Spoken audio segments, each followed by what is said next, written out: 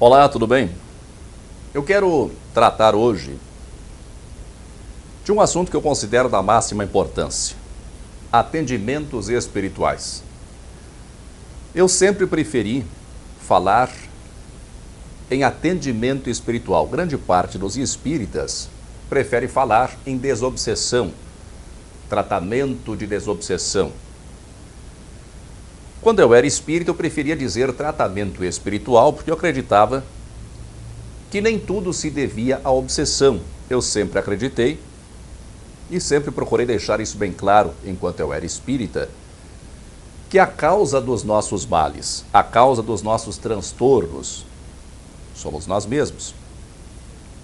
Eu nunca engoli essa ideia tão difundida no meio espírita de que tudo é obsessão, de que sempre tem espírito envolvido em tudo. Hoje eu já penso de outra forma. Eu continuo pensando que grande parte dos nossos males são provocados por nós mesmos, e realmente é assim. Mas hoje eu aceito que há coisas que fogem ao nosso controle. E eu percebo também que o nosso livre-arbítrio é extremamente limitado, talvez até ilusório. Nós não temos efetivamente como ter certeza a respeito disso. E percebo que o mundo e a vida não correspondem aos conceitos humanos de justiça. Portanto, há coisas que simplesmente não têm solução. É duro dizer isso, mas é verdade. Tratamentos espirituais ou tratamentos de desobsessão. Todo mundo sabe pelo menos um caso, todo mundo conhece pelo menos um caso de alguém que passou por um tratamento espiritual. Às vezes acaba se criando uma lenda em torno disso e a gente nunca sabe direito o que realmente se passou. Eu não conheço nenhum trabalho consistente catalogando e analisando casos de tratamento espiritual. Pesquisei e nunca encontrei. Os trabalhos nesse sentido a que eu tive acesso depois de muita procura são todos eles muito falhos. São só testemunhos de alguém emocionalmente envolvido. É evidente que se um espírita catalogar e analisar casos de desobsessão, ele vai cometer exageros de um lado e vai fechar os olhos para o outro lado. Não pelo fato de ele ser espírita, mas pelo fato de ele ser humano. E seres humanos não são isentos. Seres humanos não são imparciais. Por isso, os trabalhos que eu conheço sobre tratamentos espirituais e sobre resultados de tratamentos espirituais mencionam que o paciente estava doente e ficou curado. Mencionam isso, mas não há nem provas de que ele estava realmente doente antes do tratamento, nem provas de que ele ficou efetivamente curado depois do tratamento. Pouco antes de eu deixar de ser espírita, eu estive envolvido justamente com um projeto nesse sentido. O meu objetivo era catalogar casos de tratamento espiritual e, no mínimo, entrevistar o paciente, aquela pessoa que se submeteu ao tratamento, em busca de dados mais concretos. Eu não duvido da boa-fé das pessoas que se dedicam a oferecer esse tipo de tratamento. Isso deve ficar bem claro. Eu já estive do lado dessas pessoas e sei que em sua grande maioria, em sua esmagadora maioria, são pessoas bem intencionadas que visam o bem do próximo, visam aliviar a dor do próximo, estão doando de si, do seu tempo, para auxiliar o próximo. Eu também não posso duvidar da eficácia de alguns tratamentos. Eu mesmo já fui beneficiado por tratamentos espirituais e conheço pessoas que também foram beneficiadas. O fato é que eu não acredito em espíritos, pelo menos não da maneira como o espiritismo trata esse assunto. Não acredito que existam seres individuais e imortais que animaram corpos humanos, que voltarão a animar corpos humanos, e que enquanto não voltam a animar novos corpos humanos, ou seja, enquanto não reencarnam, dedicam-se às mais variadas atividades, como, por exemplo, fazer pessoas ficarem doentes, de um lado, e curar pessoas doentes, de outro lado. Espíritos maus e espíritos bons. Não. Hoje eu acho que todo esse assim chamado, isso que se convencionou chamar de mundo espiritual, que foi tão bem descrito por Chico Xavier, porque é verdade que Kardec deixou tudo muito vago, e por ter deixado tudo vago, dá margem a diversas interpretações. Hoje eu acho que isso que se chama mundo espiritual é uma grande e bem elaborada fantasia. Não que seja tudo mentira, de jeito nenhum, mas é uma mistura de crenças arraigadas, de imaginação fértil e de percepções extrasensoriais. Só que essas percepções extrasensoriais serão sempre interpretadas de acordo com os dados contidos na memória de quem os percebe. Se um espírita vê um vulto, é um espírito, não tem dúvida. Se um evangélico vê um vulto, é o demônio. Se um agnóstico vê um vulto, é só um vulto. E pode ter 1000 explicações para esse vulto. Não acredito em reencarnação e não acredito na manutenção permanente ou indefinida da nossa individualidade. Logo, nenhuma explicação envolvendo espíritos é capaz de explicar, para mim, o eventual resultado satisfatório de qualquer tratamento espiritual. É preciso que se diga uma coisa no que se relaciona a qualquer tipo de cura ocorrida em qualquer igreja, em qualquer templo, em qualquer terreiro, terreiro de Umbanda, ou em qualquer centro espírita. 90% dessas curas se devem exclusivamente a aspectos psicológicos. Uma mente mais forte ou um conjunto de mentes mais fortes agem sobre uma mente mais fraca. Temos que levar em consideração que quem se sujeita a buscar qualquer tipo de tratamento espiritual é porque acredita. Ou se não acredita, pelo menos tem esperança. Se não tivesse esperança, não buscaria. Quem busca ajuda espiritual está aberto, está numa situação de passividade, de receptividade. Veja você, num desses programas de igreja na televisão, observe o domínio que o pastor exerce sobre uma pessoa. Uma igreja lotada com centenas, ou mesmo em alguns casos com milhares de fiéis, e o pastor exercendo o domínio sobre todo o ambiente. Uma pessoa que esteja em busca de ajuda para os seus problemas, ela está aberta a qualquer indução mental que parta do pastor. Num centro espírita, embora o ambiente seja muito diferente, a situação em si não é assim tão diferente. O paciente acredita, eu chamo de paciente aquela pessoa que está se submetendo ao tratamento. O paciente ele acredita que aquele ambiente onde ele está cheio de espíritos. Os médiuns e os demais trabalhadores do grupo espiritual, eles falam, ou então eles cochicham, numa linguagem que o paciente não entende. Ele não entende o que está se passando naquele ambiente. Ele é fortemente impressionado por aquilo que ele vê e principalmente por aquilo que ele não vê, mas é levado a crer que está acontecendo naquele momento. Mas eu não estou defendendo aqui que todas as curas se devam a uma espécie de sugestão. Existe a sugestão, existe a indução.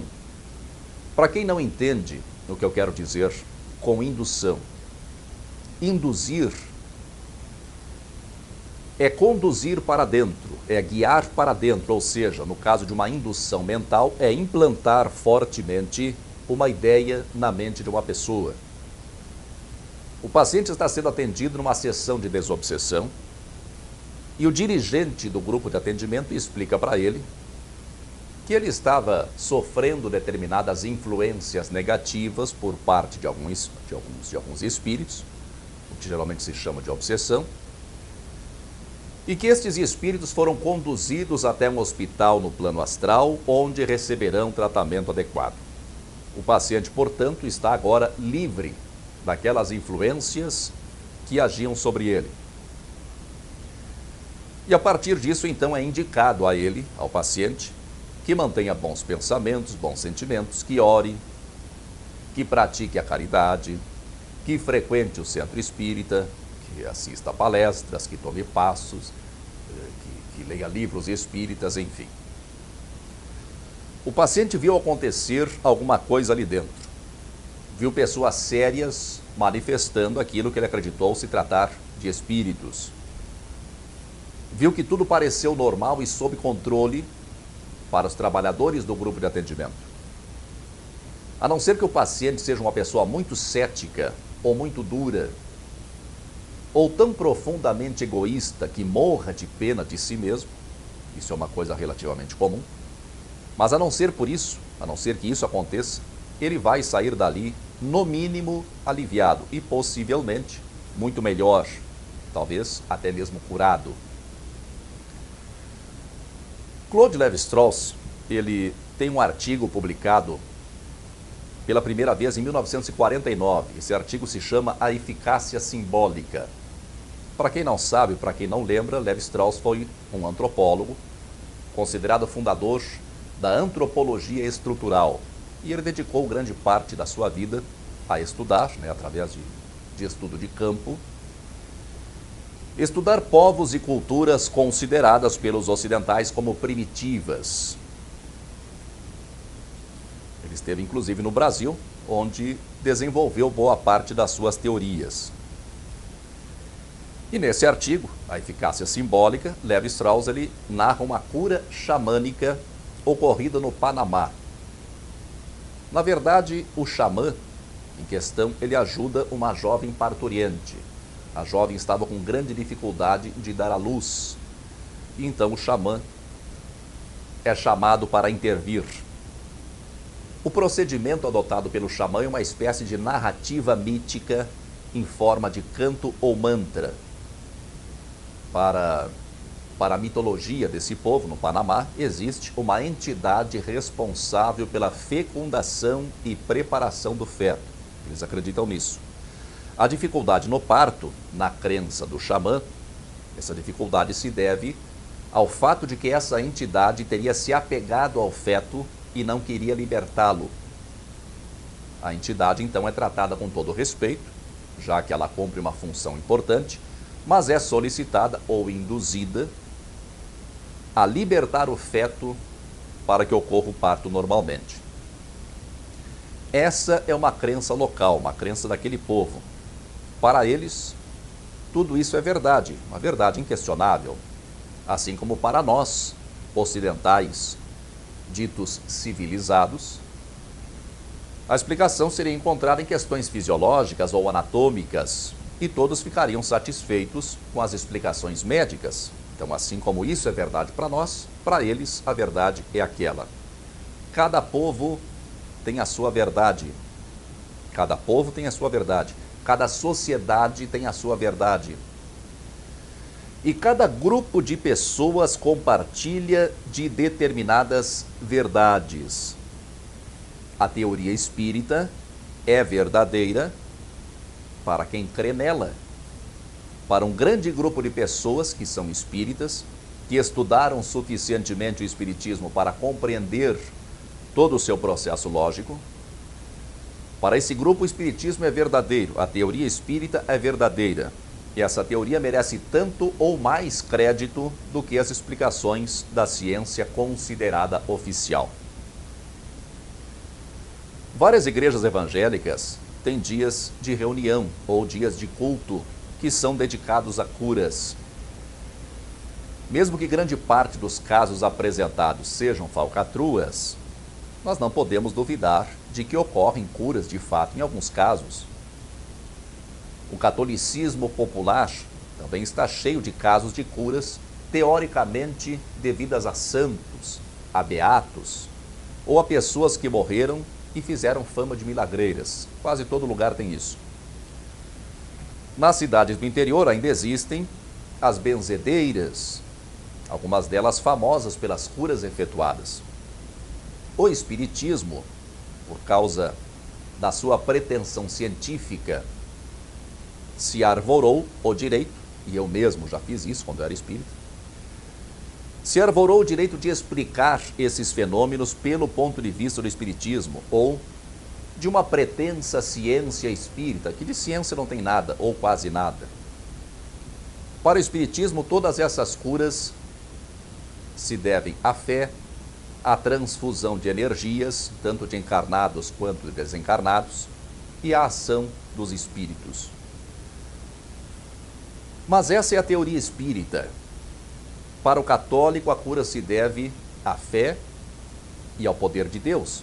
Para o evangélico, a cura se deve ao Espírito Santo agindo através do pastor. Para o xamã, são as entidades. Para o religioso africanista, seria a intervenção dos orixás, que são forças da natureza, e por aí vai. Para a antropologia estrutural, fundada por Lévi-Strauss, as culturas são definidas como sistemas de símbolos compartilhados e estruturados por princípios que estabelecem o funcionamento do intelecto. Eu vou repetir. As culturas são definidas como sistemas de símbolos compartilhados e estruturados por princípios que estabelecem o funcionamento do intelecto. Uma cultura é um sistema de símbolos compartilhados. Uma cultura fechada, que Kardec, naquele seu preconceito eurocentrista, consideraria como uma cultura primitiva, essa cultura fechada ela tem o seu próprio sistema de símbolos compartilhados. Quais são esses símbolos? São os seus mitos, as suas regras, as suas crenças, a sua concepção do mundo e da vida. Como a cultura europeia se espalhou pela maior parte do mundo, nós tendemos a achar que o certo é o que a ciência diz, a ciência considerada oficial diz, e que as outras sociedades têm as suas versões ultrapassadas dos fatos. Mas que o certo é aquilo que é corroborado pela comunidade científica. Nós não nos damos conta de que há muitos pontos de vista possíveis para o mesmo fato. Nós acabamos reduzindo tudo ao método cartesiano. Nós precisamos medir, nós precisamos pesar, nós precisamos olhar, tocar, cheirar, provar. O espiritismo, assim como o xamanismo, ele abre mão do método cartesiano. As tentativas do espiritismo de andar lado a lado com a ciência, como queria Kardec, elas ficaram em meados do século passado, com aquelas tentativas bizarras de materialização de espíritos. Talvez a última tentativa de fazer provar a existência de espíritos através da materialização de espíritos, isso pelo menos publicamente, foi o fiasco e a fraude da médium Otília Diogo. Chico Xavier e Valdo Vieira assinaram embaixo dessa fraude. Se comprometeram. A revista O Cruzeiro, que é uma revista sensacionalista, de enorme circulação nos anos 60, chegou a ter uma tiragem de 600 mil exemplares, não lembro se quinzenais ou mensais. Ela publicou a fraude e o Chico achou melhor então parar de brincar de fantasma. Então o espiritismo hoje abre mão do método cartesiano. O espiritismo, na prática, é um conjunto de crenças, do mesmo modo que o xamanismo. O espiritismo tem as suas crenças e as suas explicações, do mesmo modo que um povo considerado primitivo tem as suas crenças e as suas explicações. E eu não vejo nada de mal nisso, a não ser o fato de não reconhecer que isso são apenas crenças. Mas vamos voltar àquela definição de Lévi-Strauss. As culturas são definidas como sistemas de símbolos. Sistemas de símbolos. E esses símbolos são compartilhados e estruturados por princípios que estabelecem o funcionamento do intelecto. Nós ocidentais, nós herdamos uma cultura judaico-cristã eurocêntrica, repleta de símbolos. O cristianismo e a moral cristã são símbolos. Os princípios exarados a partir da Revolução Francesa e que em grande medida estão consolidados na nossa Constituição, isso também são símbolos. Os valores distorcidos e popularescos, propagados e incentivados pela grande mídia, né? No caso específico do Brasil, propagados principalmente pela Rede Globo, propagados e incentivados. As matérias que nos são empurradas goela abaixo desde a mais tenra infância na escola, seguindo o modelo de massificação do conhecimento, sistema esse que não sofreu nenhuma alteração significativa desde os enciclopedistas, lá do século XVIII, do Iluminismo. Então, a soma de todas essas influências acaba estabelecendo o funcionamento do intelecto de qualquer ser humano que nasça no Ocidente globalizado. Nós não nascemos com o intelecto. O intelecto é desenvolvido a partir do contato com a sociedade. O nosso intelecto é desenvolvido e moldado a partir dessas influências. Mesmo quem discorda do sistema vigente, mesmo quem não seja cristão, não conhece cristianismo, nunca entrou numa igreja, nunca leu a Bíblia, o Evangelho, mesmo quem seja analfabeto, absolutamente sem cultura, mesmo quem seja contra a subcultura popularesca da grande mídia, mesmo estes todos estão inexoravelmente presos dentro do sistema. Nós fomos moldados assim. A pessoa pode não ter tido acesso direto a todas essas influências, mas a sociedade a qual a pessoa pertence e dentro da qual a pessoa está inserida, fizeram dela parte integrante do sistema. E dentro desse grande sistema, existem microsistemas, que são os ismos em geral: comunismo, capitalismo, catolicismo, espiritismo. Cada um desses ismos é um microsistema dentro de um grande sistema. Então, uma pessoa que nasce num lar espírita, que é criada desde cedo dentro de princípios espíritas, ou então que em determinado ponto da sua vida passa a estudar profundamente o espiritismo, ou mais que isso, passa a integrar ativamente uma sociedade espírita, a teoria espírita é ou torna-se verdade para essa pessoa. O espiritismo, como um sistema de símbolos, ele passa a estabelecer o funcionamento do seu intelecto. O seu intelecto está moldado para observar e analisar as coisas a partir da simbologia espírita. Tudo passa a ser visto com olhares reencarnacionistas. Em tudo se enxerga a influência de espíritos. A vida humana encarnada passa a ser interpenetrada pela vida humana desencarnada. E tudo faz sentido. Para o espírita, tudo faz sentido. Assim como faz sentido acreditar no Deus cristão, para quem é ocidental. Assim como faz sentido acreditarmos que, como dizem, como diz a lei, todos são iguais perante a lei, mesmo sabendo que vivemos sob a lei do mais forte e que o Estado é o representante, o detentor e o impositor da força. Assim como faz sentido assistir o futebol e a novela e até o Faustão aos domingos, para quem se habituou às ofertas de lazer do sistema. Assim como faz sentido aprender a diferença entre rochas metamórficas e rochas sedimentares, ou aprender a diferença entre platelmintos e nematelmintos antes de ter pelos púbicos. Antes de ter pelos púbicos, uma criança tem que saber que existem platelmintos e nematelmintos. Que coisa, hein? Mas, para quem está ajustadinho ao sistema, tudo faz sentido.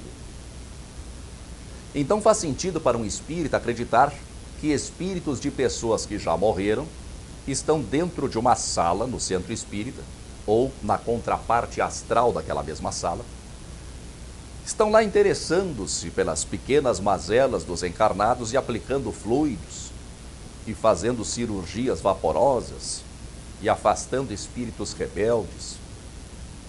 O espírito está há 300 anos perseguindo a sua vítima, que na lógica espírita não é vítima, mas o verdadeiro algoz. Está há 300 anos perseguindo a sua vítima e às vezes basta ouvir umas palavrinhas bonitas e ele desiste da sua vingança. Eu citei Lévi-Strauss. Eu só citei Lévi-Strauss porque eu descobri que ele tinha, nesse ponto específico, o mesmo posicionamento que eu. Eu não fui influenciado por ele e nem recomendo especialmente a sua obra a ninguém. Isso é uma coisa que eu sempre tenho em mente. Quem me elogia é simplesmente porque concorda com as minhas ideias. Quem me critica é simplesmente porque discorda das minhas ideias. O elogio que eu recebo não me faz maior e a crítica que eu recebo não me faz menor. Eu só me utilizei de Lévi-Strauss nesse momento, nesse vídeo, porque ele me foi útil, apenas por isso, ponto final. Tudo isso que eu falei, tudo isso que eu citei, foi para dizer que eu respeito quem se devota ao trabalho de fazer atendimentos ou tratamentos espirituais, mesmo que eu não acredite mais em espíritos. Eu sei que em alguns casos, talvez em muitos casos, o resultado do atendimento é benéfico. Mas o que não falta são tentativas de explicação para esses fenômenos. O espiritismo não é o único nem a produzir e nem a tentar explicar esses fenômenos. Muita força e paz para você.